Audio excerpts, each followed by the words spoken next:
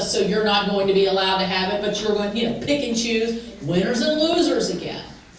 And I think that the outrage that we saw in August, the Tea Parties and other town hall meetings, that the Democrats demagogued basically and said that they were un-American.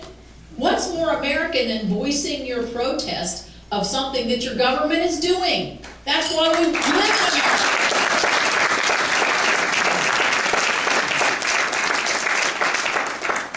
So I think we've got a whole host of issues in front of us. The spending in Washington is out of control. As I said, we had the $800 billion stimulus package. We had the $765 billion TARP plan, where we can't track the money that went to Wall Street and found out how it was spent. We have the $3.2 trillion budget that the president put forth. And guess what? The Democrats are not even going to put a budget forward this time, because they know the budget they want is so out of control that if they ask their members to vote for it, they're going to put them right on the line to be defeated in November. That's how they know. They're finally waking up to realize that America's paying attention.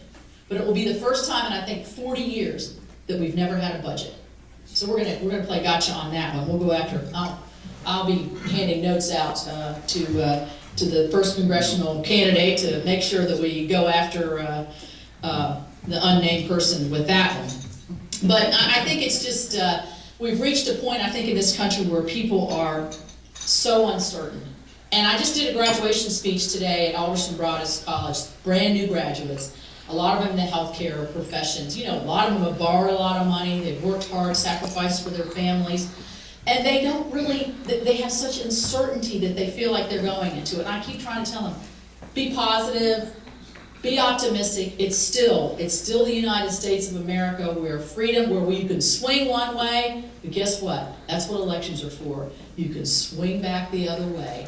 And I think that's what we will be doing in 2010, and I'm going to be very, very proud to be a part of it and to get out and stump for the candidates around the state, because for the first time I don't have $1 million candidate. Yay, let's do it.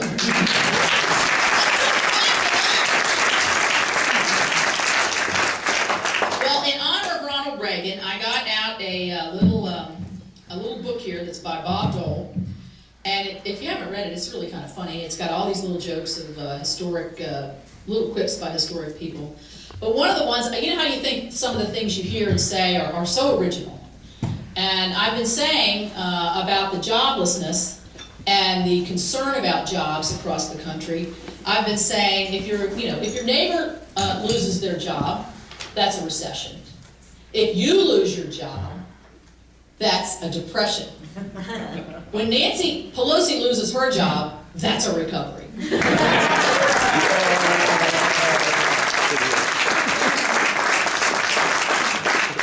I should have known better than to think I was being so original, because in this book, the great Ronald Reagan used the very same thing, only his recovery came true. His recovery is when Jimmy Carter was out of work, and he put him out of work.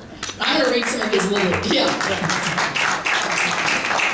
This is what Ronald Reagan said in 1967. Remember, he was just thinking about running then, or I guess he was governor probably of California.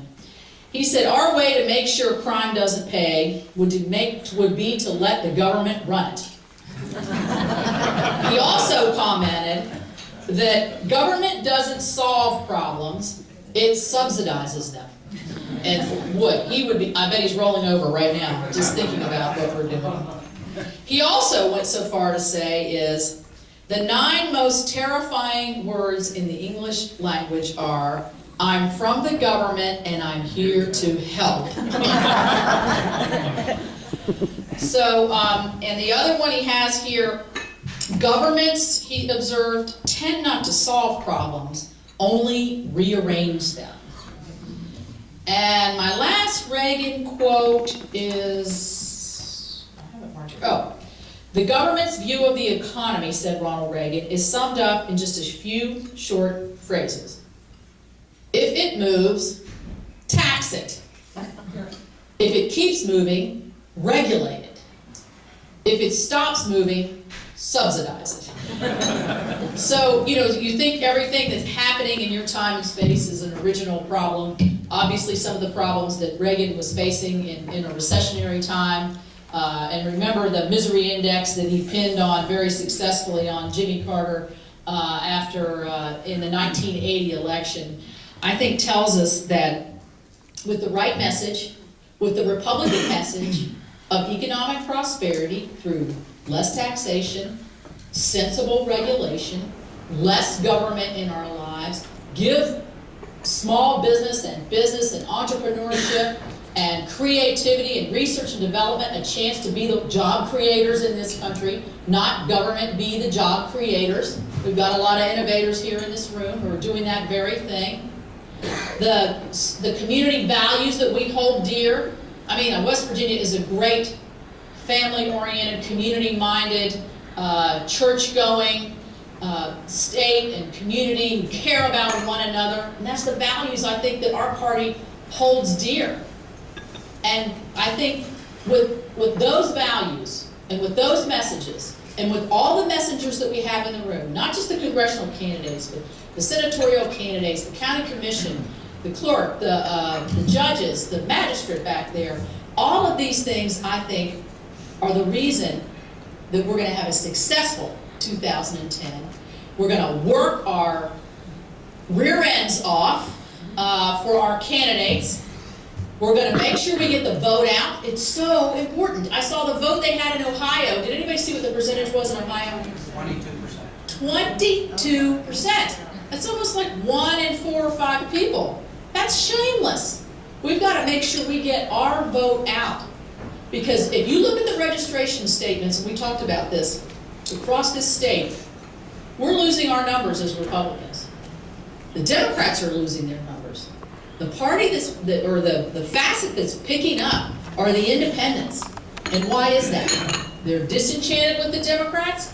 They're disenchanted with the Republicans. So what are they going to be looking at? They're going to be looking at the individual candidate who's bringing the message that they want to hear. And so I want to work with all of you to take that message to every corner of this beautiful state we're blessed to live in. It's my honor and deep privilege to serve you in Congress. It's never lost on me, honestly. When I walk up the steps of the greatest symbol of our freedom, our United States Capitol, and cast votes for our families, for our states, so that we can retain and keep the liberties that we hold dear, that the rest of the world really doesn't have a concept of, because they've never really lived. I mean, I guess maybe we take it for granted too much. We wake up in the morning and we know we can go to any church we want to go to, that we can say the words we want to say, that we can be friends with whoever we want to be friends with, that we have all the freedoms in front of us that we almost can't see them. And so that's why it's important that we retain these freedoms, that we keep the freedoms that I think are getting chipped away. When you look at the terrorism attacks in, the latest one, I did, before we had this latest New York bombing suspect, I used to kind of punch fun at the guy over Christmas, because how would you like to be known the rest of your life as the underwear bomber? I mean, that's not a good title to hold on to. But, I mean, and so we're going to read